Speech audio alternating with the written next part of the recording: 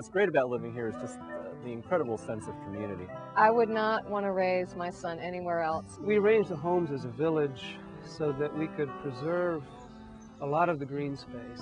There are ponds and streams and woodlands that are left intact. We had 20 acres to work with, and we were able to preserve 12 of them as green space instead of spreading the homes out. There are courtyards, pedestrian lanes, gardens. You know, he walks out the door and he goes, "Bye, Mom. I'll see you. When do I need to come back?" We know that putting houses closer together helps us preserve green space.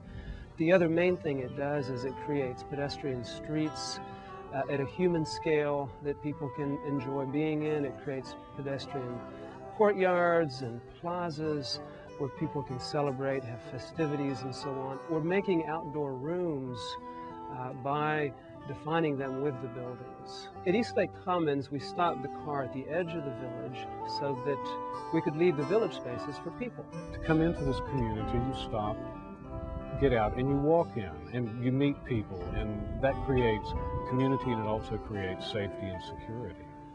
A new style of development, working in a county that has never had alternative, innovative communities, particularly with a pedestrian street. DeKalb County, Georgia was very open to working with us and working the codes so that we met all the legal regulations, and at the same time we're able to have an emergency access that also serves as our main pedestrian thoroughfare. As I think of my father, who was a professor of architecture at Georgia Tech 30 years ago, designing eco-villages back in the 70s, this was his dream, and I've followed in his footsteps, and it brings me great pleasure to see this come to fruition. This is a neighborhood. We have a neighborhood of 13 homes here. And in general, you don't want the neighborhoods to get much larger than, I'd say, 25 to 30 homes. And if you get much larger than that, then things become more anonymous. You just don't have as close a relationship to your neighbor. And managing things like a community house with dinners several times a week and so on becomes much more difficult. Something that I hear over and over from residents is that they're finding they have more privacy than they've ever had before. It's a privacy that is born out of having a community that they live in. A lot of people ask when you park your car on the outside that there's a nice parking lot which people will be able to see. How do you get to your house, and if you have groceries, what do you do? The grocery question. The grocery question. And the answer is you do the same thing you do when you go to Kroger or Walmart or any other place. You take a cart and you put your several bags of groceries in it, and you very simply roll it up to your door. Lake Claire Cohousing acted as the seed, or the building block, if you will, for Eastlake Commons.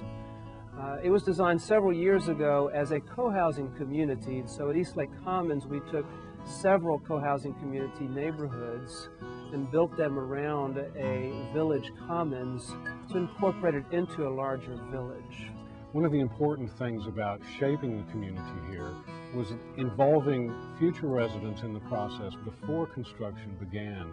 In fact, involving them in the process during the design of the community. Before we even broke ground, the community made a decision that we would build every home with a zero-step entrance. It's just been wonderful to be able to go next door and play Scrabble with my neighbors, or to be able to take a pot of soup to someone when they're sick.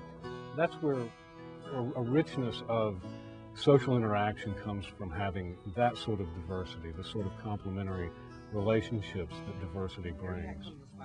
Being a single parent of a boy, it's been really, really good to have other kids for him to interact with, other adults for me to have as a support system, and then lots of males for David to get some good male role models. It's been a wonderful experience. One of the great things about a community like Eastlake Commons is there are so many things that you can have as part of your daily life that you don't have to own yourself. We've seen the woodlands, we've seen the gardens, we've seen playing fields. The Common House here has a children's playroom that any child that is looking for a playmate, is looking for something to do, can go to, and it's a room that doesn't have to be built into each individual home. There's a workout room here with fitness equipment. There's a workshop here. There's an art space here. There are even 2 guest rooms. But in a community where those can be shared, then they get used more and they're available to everybody. Eastlake Commons was part of an overall revitalization of this Eastlake neighborhood. It is just wonderful to see the little children, I mean 2 and 3 years old, that just go all over the property, house to house, without a parent in tow. You can see, look at the Communities like Eastlake Commons can be done anywhere, really. They work, as we're seeing here, they work wonderfully in the city. They can be done in more suburban areas, and they can even be done in rural areas or small towns. It's exciting to have a replicable model that we can bring people to show and that we can take to other parts of the country. We're recreating the village, the traditional village, but incorporating the contemporary technologies into it, taking advantage of the best of the old and the new.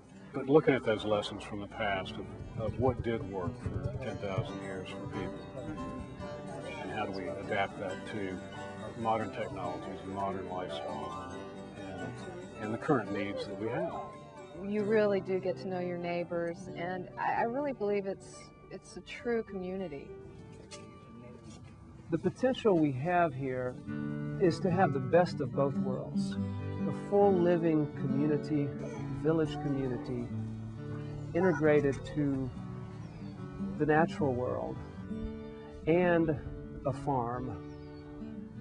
When we put all those pieces together, we can address sustainability, the place where people can learn, live, and grow.